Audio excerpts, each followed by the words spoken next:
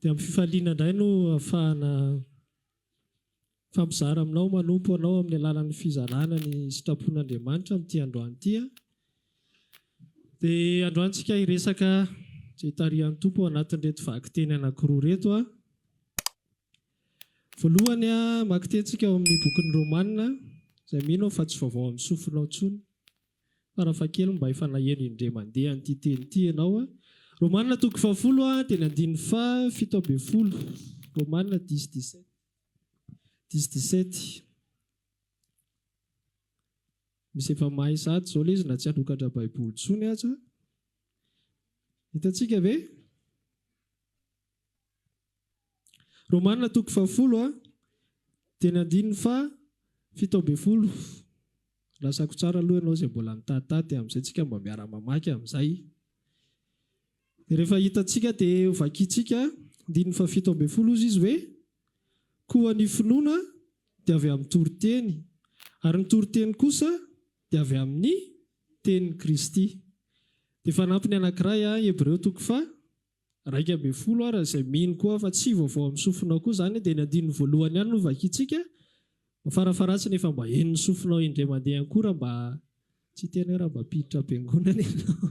Raha tsy be izany hoe piditra am-piangonana fotsiny izany. Hebreo 12:1 fotsiny misy soratra hoe ary ny finoana no fatokinany amin'ny zavatra antenaina, fanehoana ny zavatra tsy hita. Inona ny teny enina verina tao anatin'ilay izy? Finoana. Izany hoe resaka momba ny finoana izany tsika androany. Dia io mantsy ny olana mbola betsabeny tsy dia mahazo tsara ilay izy, dia mety mbola betabe manao ilay resaka kelikely ny finoako, reradreraka ny finoako. Engany ny Tompo androany hampianatra anao inona ny lalana mba ahafahan'ny finoanao maharitra, inona ny lalana sitrapon'ny Tompo mba ahafahan'ny finoanao stable, fa tsy miaka-midina ohatran ny vidin'ny vary eny an-tsena, fa finoana marina tsara. Ny Tompo nampianatra anao fa tsy izaho akory. Arak'ilay teny teo ny teny Tompo nampianatra antsika. Zavatra voalohany ao anatin'ilay Hebreo Romanina no vakiantsika teo dia iresakitsika amin'ny teboka voalohany ny origine na hoe ny fiaviana na hoe ny fototry ny finoana. Avaiza ny finoana? Ilay araky ny sitrapon'ny Tompo, fa misy mantsy ny finoana izao tontolo izao.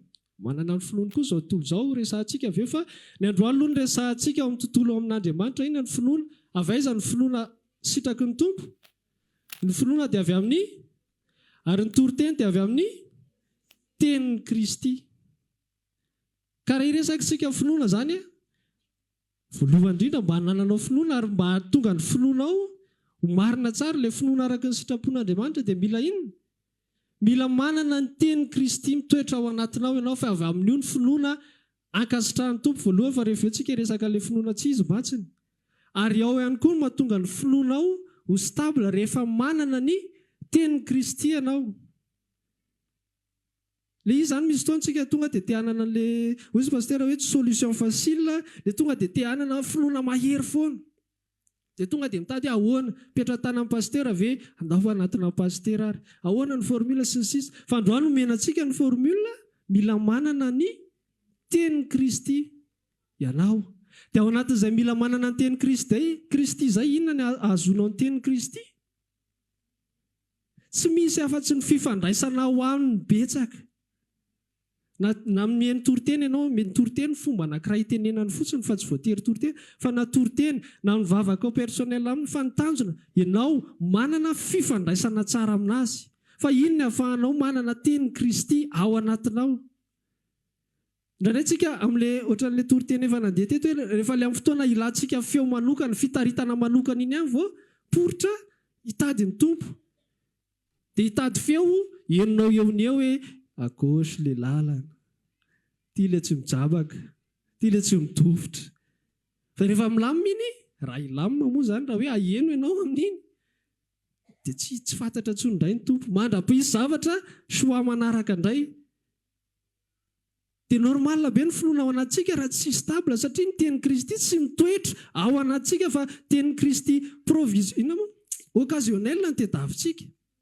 Ponctuel kely amin'ny fotoana anankiray fotsiny, eto misy zavatra ngeza be ho atrehako. Inona ny ao anatin'ny finoana mba miresahako, mba mitenena aho, dia atao daholo ilay hira rehetrarehetra ny teninao Tompo sy ny sisa, satria te haheno ianao eo amin'ny fotoana iny. dia raha maheno anao ataoko hoe raha maheno ary ianao amin'iny dia miakatra kely ny finoanao satria nahazo an'ilay teny Kristy. Fa avy eo rehefa tsy mipetraka ilay teny Kristy, tsy mitohy izany, dia finoana indray midina. Dia eto ambavaka any fa maninona ireny tsy dia tonga tato, maninona ireny tsy dia mahery vavaka, eto ambavaka na hivavaka ho anao ary ny olona. Rehefa ianao tsy dispose hanana hitady ny teny Kristy ho ao anatinao, finoanao tsy milamina izany. Tsy lamina izany fa mila anjaranao manao an'ilay fisisihana. Mitovy an'ilay ohatra hoe misy toe-batana ohatra tian'ny olona nanana, ny teobokina, ny te-hanena tena, dia ao anatin'ireny mahita olona izy, tena enjana be rahalahy, tsara be ny fizika, ny bokina tsara sisa. Na hoe ny vehivavy mijery an'ilay tahitay film ireny dia inona ary ny secret ireny dia mba hiresadresaka aminy, tsara miresadresaka aminy. Fa mila inona? Mila ianao manao pratika an'ilay zavatra avy eo. Izay mahatonga ilay tsy mety ilay ametrahan-tanana fotsiny sisa, fa mila ilay olona mihitsy manapa-kevitra izany dia hibata androany, hibata altera dia andeha hikotra anazy sisa satria misy tanjona tiako azo ao. Fa tsy mety fotsiny hoe mijery ilay video aiza mivatan'irana tena tablety sisa dia mieritreritra ilay hifindrany aminao ilay tablety sy ilay rehetrarehetra. Eo ampijerena ilay sary eo ianao manisy izay masisisa dia hivadika ho azy par magie. Dia ohatr'izay koa tsy ampy ilay hoe miresadresaka amin'ny pasitera eo ianao dia eo miresadresaka amin'ny rahalahy ihany sy ihany, fa ianao tsy vonona hitady ny tenin'ny Kristy ao anatin'ireny rehetrarehetra ireny. Ianao tsy vonona hanapa-kevitra, hanapaka fotoana hoe ity fotoana ity eto tsy voatery hisy olana, fa tena apetrako mihitsy izay sy ny tompo mila manana fifandraisana. Ianao ve tsy nahatsikaritra hoe tato ato ny tenin'Andriamanitra ohatran'ny mihodinkodina eo amin'izay foana. Nanomboka tany amin'ny rahalahy Jemima, paster Jemima, tory ny fanjakan'ny lanitra dia hozy izy hoe ny zavatra rehetra efa napetraka ao anatinao fa mba hatsapanao an'ilay izy dia mila inona? Mila ilay hoe méditation hozy izy, mila mifandray amin'ny tompo. Na dia koa ilay resaka teto tory teny alarobia hoe anao safidy ianao sy ny sisa, tsisy mirakily fa mila manana fifandraisana tsara amin'ny tompo. Niakatra teto pasteur manantsony resaka alarobia hoe nisy formule telo teto hoe raha miray amiko ianareo toetra ao anatinareo ny teniko dia izay vao mandeha ilay fangatana. Inona ny voalohany? Miray aminy, fifandraisana aminy. Inona ahafahan'ilay teny mitoetra ao anaty? Izay ilay tenin'ny Kristy mitondra an'ilay finoana. Tsisy formule magika izany hoe ianao ka manao anona nefa te hahazo an'ilay finoana, hahazo an'ilay herim-panahy. Raha mahita ianao olona mahery heram-panahy sy saka an-tany ianao tovy eo foana io. Izay mahatonga ny hoe nitory teny eto izany raha vao makaleo anao izany tsy teneko ilay tenen'ny pasteur tsy hofinaritra. Fa izay foana ny iverina eto satria izay ny antoko ny fiainanao ara-panahy, fifandraisanao amin'ny Kristy. Fifandraisanao amin'ny Kristy ary ny zavatra rehetra izay ataonao, na monjy fotoam-bavaka ianao, na hitokana ianao ao an-trano, na mamaky baiboly ianao adiny firy isan'andro, raha vao tsy hahenoana ao Kristy dia zava-poana daholo izany. Inona mahatonga na amin'ny tena izany ohatrany hoe possible ve izany hoe mamaky baiboly sy mivavaka any an-trano dia tsy maheno? Tena possible izany. Rehefa ataonao par fomba fotsiny sisa nefa izay no fataoko. Ohatran'ny rehefa mifoha dia ohatran'ny efa logika be tonga dia misaotra Jesosy ny amin'ity andro an'ity. Ny any anatinao nefa efa tsy connecté amin'izany intsony, tsy concentré amin'izany kory, fa efa izay ilay fomba fanao dia ataonao. Izay ilay possible ianao manao an'ilay ivelany fa ny ao anatinao tsy maheno an'i Kristy. Dia izay mila hitandremantsika, ninona ataontsika? Tokony mitarika anao aheno ny tenin'i Kristy fa iny mitondra finoana ho anao iny. Iny miteraka an'ilay finoana ao anatinao ary iny mampatanjaka sy mampahery ny finoana ao anatinao fa tsisy mirakily ary tsy bazena amin'ny zavatra ivelany. Ny fandehananao hoe tokony manampy anao aheno ny tenin'i Kristy any anatinao fa tsy tokony hoe fa hazarana fotsiny. Mahafinaritra be ilay fiarahana sy fa raha vao tsy manampy anao aheno ny tenin'i Kristy dia jereo inona ny olana ao anatin'ilay izy. Ny fonao ve sao dia tsy tena mifantoka tsara. Fa ny zavatra rehetrarehetra miaraka amin'ny tompo dia mifamatotra amin'ny fifandraisanao aminy daholo. Na hiresaka ianao tanjaka ara-panahy, na hiresaka ianao finoana sy ny sisa, mila manana fifandraisana aminy ianao. Dia iny no miteraka ny tenin'i Kristy maheno ny feony ianao anatiny ao. Hiresaka sika n'ilay finoana tsy izy amin'izay. Ny finoana araka ny sitrapon'Andriamanitra dia miainga avy amin'ny tenin'i Kristy. Fa inona ilay finoana an'izao tontolo izao ilay tsy izy? Zavatra foroniny, zavatra tiany ho tanteraka aminy.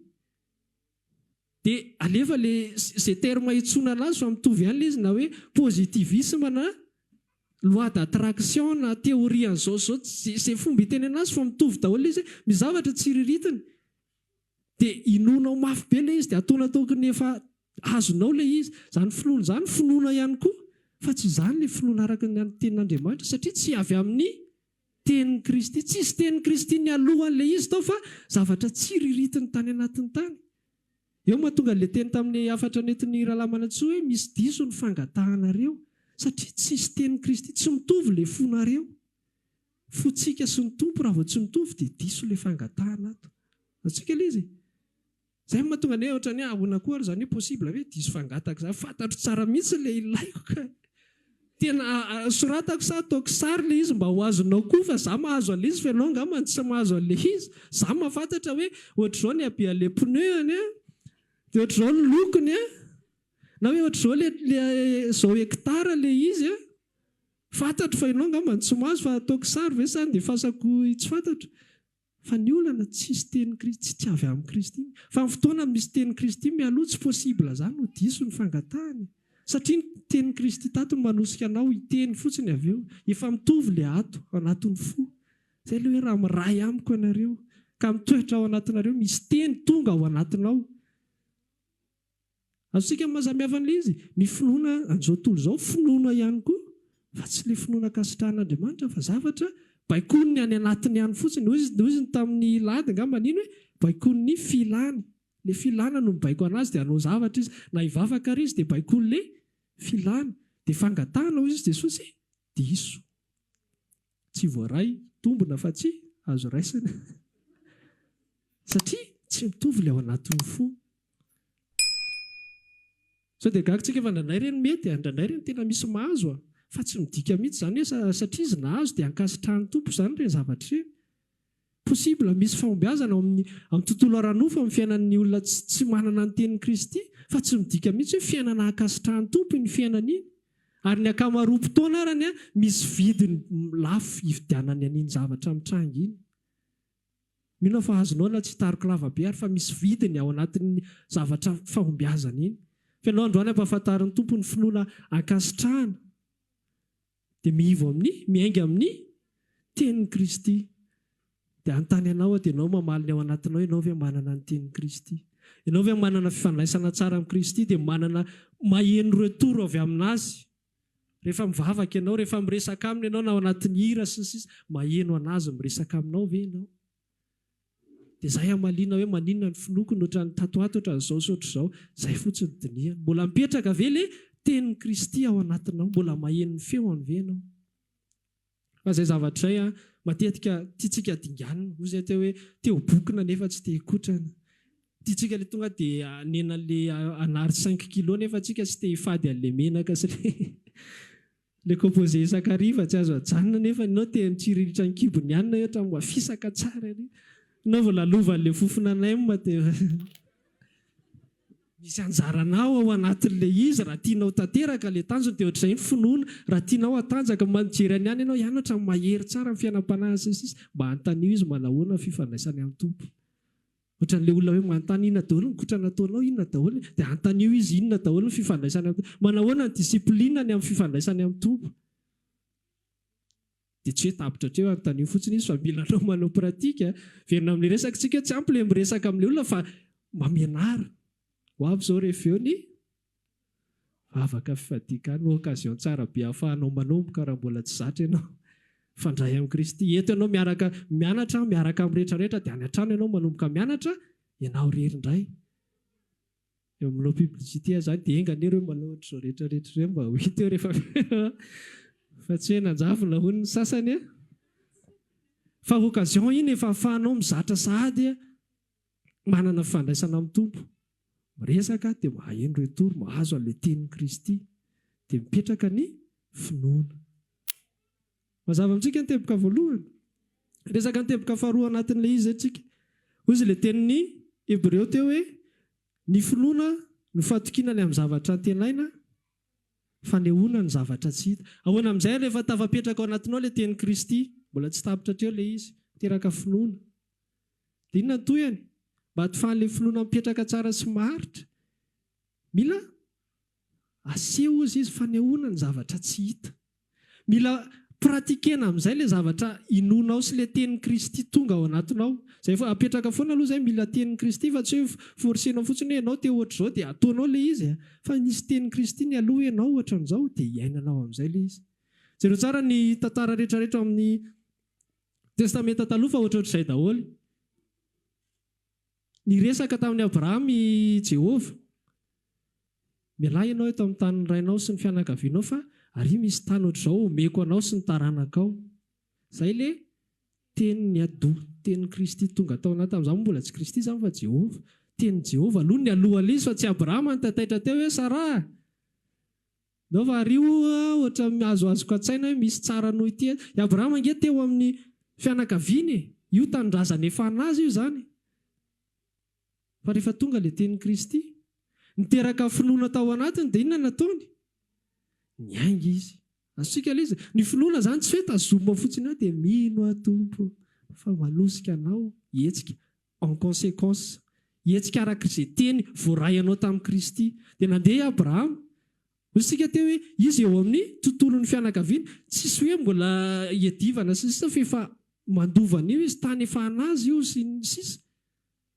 Fa ary tsy fantatra na ahoana ny any olona manao ahoana, mbola vao hiadivana ve sa vao ambolena ve sa tsy fantatra akory ary any na mety ambolena na tsy mety. Fa tenin'ny Kristy niteraka finoana tao anatiny, rehefa tonga le finoana tsy mampipetrapetraka anao io finoana io. Fa tonga ianao dia hiasa en conséquence zavatra voarahinao tamin'ny Tompo. Ary teo ny olona tamin'ny zanak'Israely, tonga teo ambaravaran'ny tany Kanana ry zareo. Efa tonga ny tenin'i Jehova, miakara, dia medy baboy ny tany. Efa natolotra ao anareo, fa inona ny zavatra nisy? Tsy nihety ry zareo. Satria maninona? Le zavatra hita ny maso veryntsika amin'ilay Hebreo hoe fanehoana ny zavatra tsy hita. Ny an'ny zareo inona nandehanany? Zavatra hita ny maso. Tsara aloha le tany. Ay kosa aloha tsy andainga ilay izy aloha tena mavokatra voaloboka ny zareo ngeza be sisa mety amin'ny fambolena sisa. Fa zao le olona ao 3 metra anakenina ny ratsan-tanany raha fialana zany misy diany anakenina tsy anankidimbo zay anakenina. Ahoana ny zay eo anatrehany ozy le mpisafo-tany eo anatrehany zareo zay ohatra ninona moa tsy ngetana. Ka ahoana ny divantsika amin'ireo tsika olona avy any amin'ny dezera tsy amin'izay. Zay le hita amin'ny maso dia baikon'izay ry zareo. Dia hoy zay Mosesy tsy hiditra amin'izany kosa aloha. Mialatsiny aminao zay. Anankiroa ihany dia tsy iza fa Joshua sy Kaleba nitazona le tenin'Andriamanitra tao anatiny. Inona ny vokatr'izay? Voasazy ry zareo. Efa voaka ny tenin'Andriamanitra hoe bon, voasazy nareo izany tsy anao izao. Zay indray ry zareo voataitaitra aloha rehefa hiakatra izay. Niakatra ny ady, efa tsy intsony ny tenin'i Jehovah dia resy ry zareo. Satria efa niova amin'izay ny tenin'i Kristy. Azontsika ilay izy. Raha vao le tenin'i Kristy izany tsy mitovy dia miverina foana amin'ny hoe diso amin'izay ny fangatahana. Dia nentin'ny hafanam-po fotsiny zareo dia andeha hiakatra izay aloha fa hiova hevitra izay. Efa niova ny tenin'i Kristy hoe non, tsisy miditranareo. Tsisy miditranareo vokatry ny tsy fenoanareo ny teny, vokatry ny tsy finoanareo. Mbola niakatra ihany dia resy. Tao anatin'izay verina 7 taona na nitsanana an'ilay tsy mino rehetrarehetra. 7 taona na nitsanana an'ireo afa-tsy Joshua sy Kaleba rery. Izay ihany nahazo niditra satria ireo ninona tazona an'ilay tsy hita. Marina ny zavatra hitan'ny Joshua sy Kaleba nge tsy hafa amin'ny hitan'ilay anankifolo anankirombe-folo mantsy zareo ny safitany raha isaky ny firenena. Tsy hafa ny zavatra hitany fa mitovy ihany. Samy nahita le vokatra tsara ary samy nahita le olona ngeza be sy enina ny tanany sy ny sisa. Fa le anankifolo tsy nihazona le tenin'i Kristy dia nandeha tamin'ny hita maso. Fa le anankiroa nitazona ny tenin'i Kristy le tonga tao anatiny. Dia tsy problème izay hita maso nefa ny tenin'i Kristy hoe atsika io tany io ndao hiady. Azontsika io tsy fantatro hoe ahoana ny andresentsika an'ireo na tena hoe amin'ny fomba ahoana hoe tsy fantatro izany fa ny tenin'i Kristy fantatro. Izay ihany koa no mampaharitra ny finoana. Ilay finoana rehefa tonga ao anatinao amin'ny alalan'ny tenin'i Kristy manosika anao hiagir en conséquence. Raha miresaka aminao ny tenin'Andriamanitra hoe ohatra miresaka aminao Kristy ao anatin'ny aretiny ianao. Zavatra rehetra efa nomenanao ny famantarana anarak'izay mino izy dia metra tanana ny marary izy. Dia tsy eo ianao amen na mino fotsiny dia pastera ihany ny andrasanao. Fa ianao mino sa tsy mino? Tsisy nama. Voavaly le fanontaniana. Voavaly le fanontaniana. Mino ianao sa tsy mino? Dia anjaranao zany rehefa tena tafapetraka ao anatinao ny tenin'i Kristy hoe za koa izany manana an'ireo zavatra tanisain'ny tenin'Andriamanitra ireo, mihetsika en conséquence ianao. Tsy midika izany hoe tsy antsoina intsony pastera sy ny sisa, fa tsy voatery hiandry ny pastera na rahalahy izy hamangy anao foana ianao. Fa ianao izany manana ilay dia manomboka mihetsika amin'ny finoana ianao. Ao anatin'ny zavatra anankiray tsy fantatra ohatra hoe misy ny tsy fananam-bola sy ny sisa. Voalohany aloha apetraka foana, mila manana maheno ny tenin'i Kristy aloha, fa sao dia tsy hanao tsy enjery ianao hoe eto izany ilay miandry. Amin'ny enina ariva mbola tsisy ninino dia nisy tenin'i Kristy ve aloha ny teny hoe mila miandry ianao, fa raha nisy tenin'i Kristy ny teny hoe miandry ianao, miandry eo ianao fa fantany izay ataony aminao. Raha misy ny tenin'i Kristy miteny aminao hoe mila mihetsika ianao, dia mihetsika arak'izay ianao. Ary mino fa ny tenin'i Kristy tsy hitondra anao hetsika amin'ny zavatra tsy araka ny sitrapony izany. Misy fotoana mantsy ny olona manarinarina an'izany rehefa te hanamarina zavatra tsy mety ataony izy. Sarotsaromana amin'ny resaka tenin'Andriamanitra sy ny sisa ka voasoratra hoe voasoratra. Entinao hanamariana tena fotsiny fa raha tena tenin'i Kristy ny alohanao, tsy possible ianao hanao solution zavatra tsy araka ny sitrapon'Andriamanitra izany. Itsitsika hoe na resaka kolikoly, na resaka hoe misambotra, na resaka hoe mangalatra na tsy fantatra, tsy possible. Izay ilay hoe mitovy ilay fangatana sa tsy mitovy, diso ilay fangatana sa tsy diso. Rehefa mipetraka tsara ilay toe-po, mifandray tsara ilay anao sy Kristy, misy teniny tonga ao anatinao, tsy possible ianao hanao an'izany zavatra izany. Dia ao anatin'ilay izany tena, za te hametraka ao anatintsika hoe misy anjarantsika ao anatin'ilay izy. Tsisy mirakla hoe finoana tonga dia ohatr'izao fotsiny mampiteraka ilay izy ilay tenin'i Kristy, fa avy eo ianao mila mihetsika en conséquence manatanteraka an'ilay izy. Zavatra be tabenga ao anatin'ilay izy. Ianao ve tsy mahita misy zavatra eo amin'ny fiainantsika ohatrany hoe miverimberina izany. Misy ohatrany hoe problème iray izao iny vao fampizarana tao amin'ny tanora tao dia ohatr'izany ny fifampizarana ankizy tao hoe misy zavatra verimberiny tompo mihitsy. Eritreretinao hoe fa hainao ilay lesona tamin'iny, fa maninona ary ohatrany mbola verina. Efa azoko ange. Fa matoa io mbola verina, misy zavatra mbola mety tsy tafapetraka, misy anjaranao tokony hovitainao anatin'ilay izy. Misy finoana mety tiany tompo hamarinina bebe kokoa. Miaraka amin'ny tompo izany tsy zavatra hoe ohatrany hoe variana izy teto dia tonga ho azy ny problème iny, fa natory kely ny fiarovana teto. Resy tory kely ilay mpiambina dia tsy zavatra mandehandeha ho azy fa ny zavatra rehetrarehetra ao hanampy anao, hampitombo an'io finoana ao anatinao io. Tsy filambanana ny rahan'Andriamanitra ny Abrahama hoe Abrahama eo amin'ny fianakaviany mipetraka tsara, eo ny fianakaviany, eo ny tany sy sisa, dia ndao ianao hiala ary amin'ny tany tsy fantatra ry. Ohatrany hoe mila vanina izany raha fijery amin'ny maha-olombelona hoe mijanona treo amin'ny Abrahama. Fa rehefa mamaky ny zavatra rehetrarehetra aloha dia azonao misy tanjon'Andriamanitra ngeza be ny tsy takatra tao anatin'iny. Fa rehefa tsy mivelatra ao anatin'ny fotsika ny sitrapon'Andriamanitra dia ohatrany hoe filambanana izany ilay ataon'Andriamanitra amin'ny fiainantsika indray. Fa maninona ilay zanak'Israely ny ampandalovina zavatra ohatr'izao misy tanjona ao anatin'iny. Jereo zavatra rehetrarehetra nataony tamin'ny zanak'Israely efa fantatsika hoe tsy nohony amin'ny Farao akory, fa tonga ny anarany hiparitaka. Mbola tsy niady akory zareo teo anatrehan'i Jeriko dia efa natahotra Jeriko. Zareo amin'io mbola tsy niampita ny rano akory, fa mbola mpisafy tany nalefa ny tany. Fa tonga dia hoe ozy ilay iza moa ilay nampiatrano Rahaba, efa matahotra ny fon'ny olona, efa ketraka ny fon'ny olona ozy izy noho ny aminareo sy izay nataon'i Jehovah taminareo tany. Azontsika ilay izy. Nandraitsika variana amin'ilay Jehovah ohatra mila vanina, fa maninona raha ngatsy azony kasihany fotsiny Farao tonga dia vao niteny indray mandeha Mosesy dia dao ary. Fa naleo finoan'ireo zanak'Israely ireo ary tsy niorina tamin'i Jehovah raha fasilina kely ohatr'izay. Andriamanitra izany sady mivize amin'ilay ary ambadika ary any amin'ny fahavalony, fa sady manamafy ny finoan'ireo sy ny fanenken'ireo hoe iza Mosesy dia olona nirahako tokoa. Misy tanjon'Andriamanitra ohatr'izany tsy takatry ny saintsika, fa nanay tonga dia ilay zavatra misy no hiaditsika varotra amin'ny tompo. Zavatra voasoratra ao amin'ny Baiboly dia Andriamanitra mihitsy no nanamafy ny fon'ny Farao. Tsy indray mandeha, tsy indroa, fefa loza fahafolo. Satria misy tanjona ao. Fa izany raha vao tsy takatry ny sain'ny olombelona dia Andriamanitra reo, Andriamanitra mila vanina koa efa tokony ho afahany izao dia mbola mafisina. Izany hoe raha ny tena marina izany raha ny maha olombelona mety tany amin'ny mety loza ray sy roa tany farao dia efa mety niova hevitra hoe tena aloha nareo mandeha fa raharaha be lalitra be da be sahona be da be inona izany aloha nareo mandeha fa no mbola tsy tanteraka ny sitrapon'ny tompo raha izay. Misy finoana tsy tafapetraka tao anatin'ny zanak'Israely raha nijanona teo ihany koa. Zavatra nitranga mantsy ny zavatra rehetra niatra tamin'ny Egipta fa ny tanànan'ny Israely vao afaka foana. Tanànan'ny Egipta feno lalitra, tanànan'ny Israely tsisy. Tanànan'ny Egipta maizina be. Eritreretina izany raha amin'izao eto Antsahamanitra izany mazava tsara dia tsy hanosy etsy nefa olona fampitsapatsapa. Ohatr'izany ny zavatra nisy.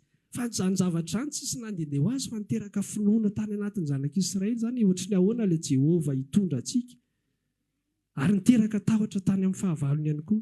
Ka izaho tia resaka aminao androany hoe zavatra rehetrarehetra misy fanabeazana tsy resaka tsika ny any amin'ilay ataon'ny tompo any amin'ny fahavalo aloha. Sao dia matsy misy manao amenina be za mihitsy tiako atahotra ohatran'ny Jeriko koa ilay fahavaloko ireny. Mbola tsy miteny akory dia efa ohatran'iny izy. Tsy resaka an'izay tsika fa ianao aloha misy finoana tiany tompo hitombo ao anatinao. Zavatra rehetra mpandaloviny anao dia afahanao maneho an'ilay tsy hita. Ohatry ny ahoana ilay fanehoana an'ilay tsy hita, rehefa tonga aminao ny tenin'i Kristy dia mihetsika en conséquence ianao. Tsy rehefa tonga aminao ny tenin'i Kristy dia azominao iny dia manosika anao hetsika iny. Izay ilay fitiavana, ohatran'ilay fitiavan'i Kristy manery anay ihany. Tsy possible izany ny fitiavan'i Kristy tonga anatin'ny olona iray dia janona teo. Fa manery anazy hanao zavatra arak'izay taritany. Fa izay fotsiny tadidio hoe arak'ilay teny arak'ilay teny voaray raha tenin'ny tompo fitariana avy amin'ny tompo tenin'ny Kristy tonga ao anatinao ilay hoe aza mandeha dokotera dia izay no tokony ataonao. Raha tsy izay ny tenin'ny tompo dia miziroziry eo fotsiny. Mila fantatrao izay fa miaraka amin'ny tompo tsy tsenjery. Teto tsy nasaina nandeha dokotera fa nametra tanana dia iny foana ny roitinao misy taona. Tadio ilay zanak'Israely teo efa niova ny donné dia zareo mbola nandeha resy tany satria ny tenin'i Kristy mila eno. Izay mila hoe za mahita hoe tena fitezan'ny tompo mihitsy ilay izy mba tonga antsika holiana aminazy foana.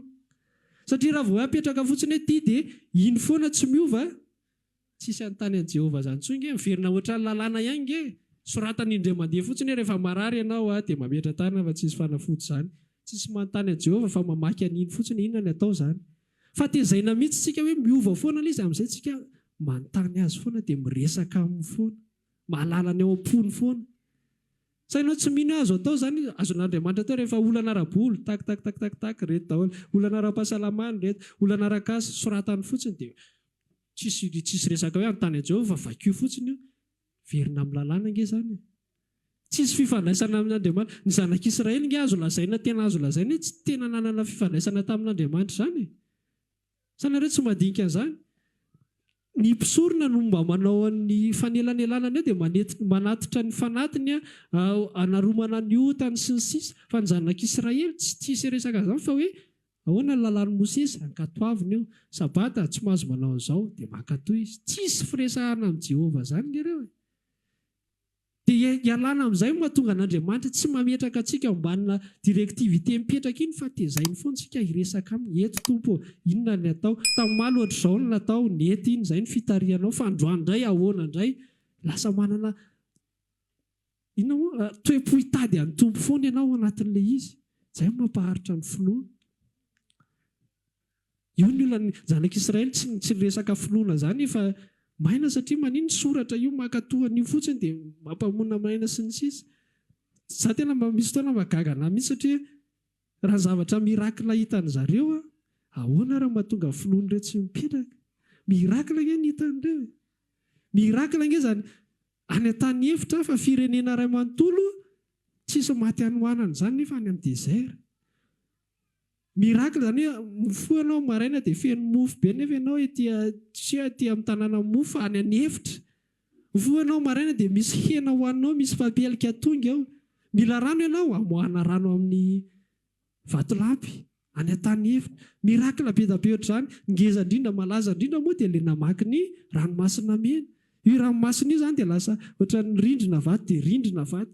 Zany rehetrarehetra fa maninona tsy mipetraka tao anatin'ny fony zareo ny finoanan'i Jehovah, mbola vadibadika foana ihany. Ohatr'izay izay maty tany Egipta satria le tenin'i Kristy, tenin'Andriamanitra tsy mipetraka tao am-poniny eo. Fa mbola mandeha araka ny hitan'ny maso. Inona ny hita maso? Afoy an'ity Egipta ity zany, 400 taontsika, génération 4 zany teto vety any. Izay mantsy ilay alahelontsika rehefa indrindra antsika malagasy rehefa resaka tanindrazana ity dadabe sy dadabe dadabe sy dadabe. Izay ilay hitan'ny maso. Dia rehefa tarihan'ny tompo hoe miova ilay lalana, Orsia efa teto foana nge. Raha tsy reza ohatra ny fiangonana koa zao manao efa tato nge ny batisan'ny anina dia ianina dia tsovana rano mariazy ny fitarihan'ny tompo mety efa miova. Fa raha vao mandeha amin'ny hitamaso ianao dia ozy tokoa ianao. Verina ohatran'ilay zanak'Israely dia ozy ianao teto nge ohatr'izao sy ohatr'izao. Dia inona ilay zanak'Israely? Tariana nisy na dia hoe fofona fotsiny ary. Eritreretinareo zany fofona tsiriritin zareo tany Egipta. Tongolo dia fofokena sy sisa tany. Tsy nihinana akory fa fofony. Fa zany tsiriritin satria iny no hita aloha sy tsapan'ilay vatana aloha. Fa ilay tenin'i Kristy miteny anazy hoe ny zavatra hitondrako anareo tsara lavitra noho io tsy mipetraka any anatin' zareo. Izay ny olana tsy napetraka ny fony. Ka androany ianao rehefa tonga aminao tenin'i Kristy, misy anjaranao mihetsika arak'izay. Mihazona an'iny izay ilay fahatokinany amin'ny zavatra antenaina fa ilay onana zavatra tsy hita. Tsy ilay zavatra hita no tazominao, fa ilay zavatra tsy hita. Inona ilay tsy hita? Ny tenin'i Kristy. Aza resahana amin'ny olona tsy manana Kristy izany fa ahoana ny tazomanao zavatra tsy hita izany? Fa izay ilay hoe ao amin'ny tontolon'ny fanahy izy rehefa apetraky ny tompo ao anatinao dia hainao mihazona an'iny. Inona ny tenin'i Kristy androany hoe manana fanahy mahery ianao? Inona ny atao hoe maneho an'ilay zavatra tsy hita? Miaina fiainan'olona manana fanahy mahery fa tsy miaina fiainan'olona mbola andevoziny tahotra. Ninona zavatra hitan'ny maso? Ilay hitan'ny maso manohatra foana ny tenin'i Kristy. Tenin'i Kristy miteny hoe manana fanahy mahery ianao. Zavatra ivelany mampiseho anao zavatra tsy mampahery fa mampareraka. Dia io ianao mila maneho an'ilay finoanao hoe no, tsy io ny zavatra tazomiko fa ny tenin'i Kristy. Fanahy mahery napetrany tatiko dia fitiavana sy fahonoana tena ozy. Ka ninona zavatra mitranga ivelany? Ny atao hoe mihazona an'ilay zavatra tsy hita, maneho an'ilay zavatra tsy hita, dia miaina fiainana manana fanahy mahery. Izao ny information ienko androany, nisy ohatra tsy fandriam-pahalemana, vaky ny tranon'ny Rianina tatsy. Raha tsy mihazona an'ilay tenin'i Kristy manana fanahy mahery, dia mirodana koa. Atsoy anina mpanamboatra vavahady aloha anampiakatra ity vavahady ity sy ilay taboho. Izany ny antsoina hoe mihazona an'ilay zavatra hita amin'ny maso. Inona ny eniny sofina? Nisy ohatr'izao ny accident ary tonga dia atsoina daholo ankizy. Nareo ankizy amin'ny moto ianareo io fa ihana tsy mipetraka ilay fanahy mahery, tsy mihazona an'ilay fanahy mahery, tsy miaina. Izany tsy midika hoe tsy mivaky loha izany. Idio tsara vavahady amin'ny fa tapitra hatreo. Inona ilay tapitra hatreo? Tsy inona akiana ny fonao nagadana ohatrin'iny, nagadana ngeda be nakaretsaka folo na anankiray. Tsy inona akiana ny fonao fa ilay fanahy mahery napetraka Kristy. Izany ny antsoina hoe mihazona ny tenin'i Kristy. Tsy ny habean'ilay gadananao sy ny sisa, tsy ny hatsara ny information hoe ohatra tsy dia nisy accident tato aty dia tsy milamina ianao izany na hoe nisy accident tato dia eny ianao mandeha lasa taloha ianao mandeha 60 mitondra moto izany, izao ianao lasa mandeha 20 satria nahita accident be da be. Fa izany ny antsoina hoe mbola miaina amin'ny zavatra hitan'ny maso izany. Tsy mba merariny an'ilay mandeha mafy be ireny koa. Fa tiako tenenina aza famatorina amin'ny zavatra hita sy ny heno. Izany ny antsoina hoe mbola mandeha hitaka maso araka ny zanak'Israely. Fa ny Hebreo miresaka aminao hoe fatokiana, ny finoana dia fatokiana ny amin'ny zavatra antenaina, fanehoana. Ilay zavatra napetraka Kristy tao anatinao izany asehonao amin'izay. Dia verina amin'ny fanontaniana voalohany hoe ianao ve mbola manana ny tenin'i Kristy aloha? Mialohan'ny zavatra rehetrarehetra izany aza tonga dia maika hoe inona ny ataoko, inona ny tsy ataoko. Fa dinio ny tenanao hoe mbola mitoetra ao anatinao ve ny tenin'i Kristy? Mbola maheno anazy ve aloha ianao? Fa zavatra azo antoka dia Kristy miresaka foana fa itsika no tsy maheno ny ankamaroam-potoana. Lalo-dalovana ny sofinareo izy. Kristy izany tsy mitsahatra miresaka. Kristy tsy mitsahatra mameno directivité izay fiainana tokony iainantsika sisa fa itsika matetika ny lalo-dalovana. Inona mampalala talovana antsika dia tsy mivoana amin'ny resaka teo any mbola baikoa ny zavatra hita masony any anatintsika any. Ozy ilay hira teo hoe vonona ny foko iain'ny teninao. Maninona ny fontsika tsy vonona indraindray? Mbola feno zavatra hafa ankoatra ny tenin'i Kristy. Ozy tsika teo ny karazana information ientsika rehetrarehetra eto. Ny expérience ihany koa, inona ny zavatra nisy tany aloha. Tandremo fa ohatran'io ilay nahazo any anina tamin'ny ohatr'izao.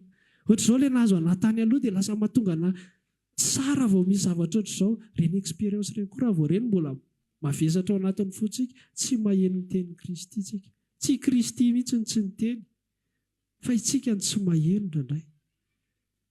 Dia inona ny ahafahantsika maheno ny tenin'i Kristy dia mamosotra ny zavatra rehetra ao anatin'ny fontsika ao. Izay ilay mitady anazy. Eo amin'ny vavaka iny izany ianao tena amin'ilay fifandraisanao aminazy izany ianao ny etapy voalohany dia fanadiovanao ny fonao mihitsy. Possible ianao nandany adiny iray teo nefa tsy naheno tompo raha vao ny fonao mbola vesarany zavatra.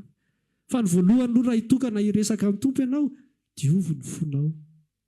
Ilay diovo ny fonao tsy voatery ilay hoe mamela ny eloko ilay nanana izy izany. Fa ilay zavatra ihany koa mety hifikiran'ny fonao na olona tokianao na olona na diso fanantenana tsy fantatra. Fa izay zavatra rehetra blocage ihany tsy ahafahanao maheno ny tenin'i Kristy. Izay ny etapy voalohany. Dia tonga ao aminao ny tenin'i Kristy. Dia inona ny atao hoe finoana hozy izy ilay Hebreo? Mihetsika araka iny amin'izay, miazona an'iny, maneho an'iny amin'ny tontolo hita maso amin'izay. Rehefa tsy izay ny ataonao dia ilay tontolo hita maso no maneho aminao. Fa rehefa ianao maneho ilay tenin'i Kristy, hitan'ny maso, dia sady ho anao ilay izy no lasa vavolombelona ho an'ny hafa ihany koa ianao. Izany zavatra inge tsy mihodina eo amintsika ihany fa misy ozintsika teo ny zavatra nataon'i Jehovah tamin'ny Israely misy impact hatrany amin'ny firenena hafa. Dia ohatr'izay zavatra ihany koa raha miresaka tsika ny finoana ao anatinao, tsy mihodina eo aminao rery nge ilay izy. Misy tanjon'ny tompo ihany koa anatin'ilay izy. Ny fiainanao iny lasa vavolombelon'ny olona any amin'ny olona hafa ianao rehefa hitany maneho ivelany. Ny finoana any anaty ve ho hitan'ny olona izany any anatinao iny. Fa ilay ny hafa mbola mila mahita ilay izy ivelany dia mampatanjaka anazy, mampahery anazy iny. Ka raha tsy asehonao amin'ny ivelany amin'ny fahatokianao an'ilay zavatra napetraky ny tompo tao anatinao, tsy mipetraka ilay mahavavolombelona anao anatin'ilay izy. Mazava amintsika ve ilay resaka? Ny finoana izany sady ho anao ilay izy. Misy fiantraikany any amin'ny hafa. Ozy tsika teo ny zavatra nataony tamin'ny Abrahama nanirahana anazy, tsy mijanona amin'ny Abrahama ny impactany. Abrahama nge maty taty amin'ny 40 taona taloha ny zavatra rehetra nampanantenan'Andriamanitra. Mbola tsy tanteraka tamin'ny tanteraka azony zanak'Israely ny tany Kanana dia efa maty izy. Satria tsy janona teo amin'ny Abrahama ny tanjony. Dia ohatr'izay koa ny finoana sy ny zavatra rehetra hitezan'ny tompo anao tsy mijanona eo aminao. Misy fiantraikany amin'ny hafa io rehefa hiainanao amin'ny fiainana ivelany. Satria anaiso ny tompo rery ny finoako ka aza tantaniana izany. Na mahery io na tsy mahery anaiso ny tompo io. Inona ny ilanao fiangonana izany? Inona nanangana Kristy fiangonana izany? Tsy vitanao samy rery izany io. Misy fiantraikany any amin'ny hafa ary ny hafa ihany koa misy fiantraikany any aminao. Raha tsy teny fotsiny tsika any amin'ilay fototra hoe nahenonao ny tenin'i Kristy dia avy amin'ny toriteny. Nisy ny tory nge izany tany aminao. Nisy hafa nge izany nisy impact tany aminao. Dia maninona rehefa tonga eo amin'ny anjaranao dia tsy anao ianao fa anao sy ny tompo rery. Misy olona tsy amin'ny alalan'ny toriteny mihitsy ny amin'izay tompo anazy fa mety amin'ny alalan'ny fijoroanao vavolombelona io. Mety amin'ny alalan'ny ianao miatrika zavatra nefa ianao manam-piadanana, malala foana ny zavatra tokony ataonao, mandresy lahatra olona iny. Dia tonga amin'ilay hoe aiza nareo vavaka fa iza ilay Andriamanitra ivavahanareo sy ny sisa. Tsy voatery amin'ny alalan'ny pastera na toriteny foana. Fa olona no ampiasain'Andriamanitra. Ary hitantsika be zany amin'ny testamenta taloha fa olona nampiasain'Andriamanitra tsy mitovy foana. Tsy voatery mpaminany foana. Misy karazan'olona ao. Raha tsy resaka tsika ny Gideona rehefa nirahana izy hamonjy ny Israely teo ambanin'ny tsy tadidiko Filistina ve sa ny Siriana. Olona ozy izy rehefa miresaka izay nge ilay farany ambany amin'ny firenena. Dia ao anatin'ilay firenena farany ambany io izay mbola ilay kely indrina fianakaviana. Dia ao anatin'ilay fianakaviana kely io fianakona dadanay ny kely indrina. Izay ny fijeriny any tenany. Raha isy olona nanontaniana dia hiteny mihitsy hoe marina izany ireo kely indrindra. Fa reny nampiasain'Andriamanitra. Misy fotoana vehivavy nampiasainy, misy fotoana lehilahy nampiasainy. Andriamanitra tsy baikony zavatra ivelany izany rehefa te hampiasa olona. Fa rehefa tonga ny fotoana hoe misy tanjon'Andriamanitra tiany ho tratrarina amin'ny alalanao, safidinao hoe hiara-iasa aminy ianao sa tsy hiara-iasa aminy. anjaranao no manao ny safidy. Ao anatin'izay ilay finoanao sady miatraikany aminao miatraikany amin'ny hafa. Mazava amintsika ve ny hafatra? Tsy lava be fa mino fa mazava izay teboka anankiroa. Voalohany, fototry ny finoana dia tenin'ny Kristy. Mila manana ny tenin'ny Kristy ianao anatinao. Ny fananana ny tenin'ny Kristy dia tsisy afa-tsy ny fifandraisana ao aminy tsara. Tsy fifandraisana ao aminy tsindrandray dia gaga ianao avy raha hoe finoana koa finoana tsindraindray. Satria finoana ny fifandraisana ao amin'ny tenin'ny Kristy tonga ao aminao teny tsindraindray dia mazava be finoana ao aminao koa izany finoana tsindraindray. Mino indraindray dia tsy mino indraindray. Fa stable an'iny dia atao stable fahazoanao ny tenin'ny Kristy ny fifandraisana ao aminy. Rehefa mipetraka izay teraka finoana ao anatinao dia ny finoana iny aseho izay ilay hoe fanehoana ny zavatra tsy hita amin'ny action. Action baikoan'ilay teny fa tsy action izay tianao atao. Izay hoe apetraka foana hialoava an'ilay tenin'ny Kristy dia raha hetsika ary ianao dia hetsika mifanaraka amin'ilay tenin'ny Kristy voaray ianao. Izay ilay mitovy ilay fangatahana. Raha angataka koa ary ianao raha tarihan'ny tompo ianao angataka fangatahana mitovy. Ny apôstôly Paoly nanana karazana fangatahana fa tsy hoe miresaka fahasoavana izy dia ny tompo miahantsika dia tsy mangataka izy ato. Fa hijereo tsara ny akamaroan'ny fangatahana. Vavao anay mba hahafahanay mitory ny tenin'ny Kristy hatrany. Hitanareo mitovy ilay ao am-pon'ny Kristy sy ilay fangatahana. Tsy diso izany ilay fangatahana satria tsara ilay fananana ny tenin'ny Kristy ao anaty. Vavao any rahalahy ihany, vavao any ohatran'izao. Na voafatotra ary izay dia mba tsy ho voafatotra ny tenin'Andriamanitra. Izany ny fangatahana. Izay ny entiko antsoina ilay miteny hoe tsy azo atao mangataka. Tsy eto amintsika fa mety misy miteny hoe tsy azo atao intsony izany mangataka ve? Azo atao ny mangataka. Fa jereva rehefa mitovy ny ao anatin'ny fo dia mety ilay fangatahana. Tsy possible hivoana izany. Mazava amintsika ny hafatra. Ohatra resaka amin'ny tompo aiza ho aiza ianao ao anatin'ny finoana androany. Manahoana mety vao mila akarina amin'ny alalan'ny tenin'ny Kristy ve? Mety mbola any ve ny olana hoe za ohatra amin'ny finoana forsen'ny saiko fotsiny tato ato.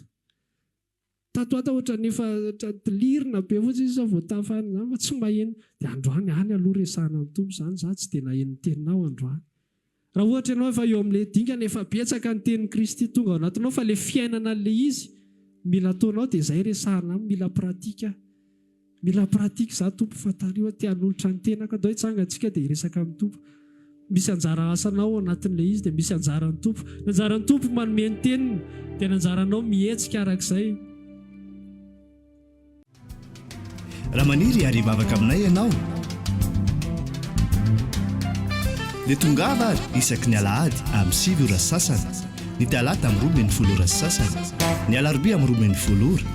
Eny Antsahamanitra 100 metatra ambanin'ny fijerena fety, trano Gribege amin'ny ankavian-dalana.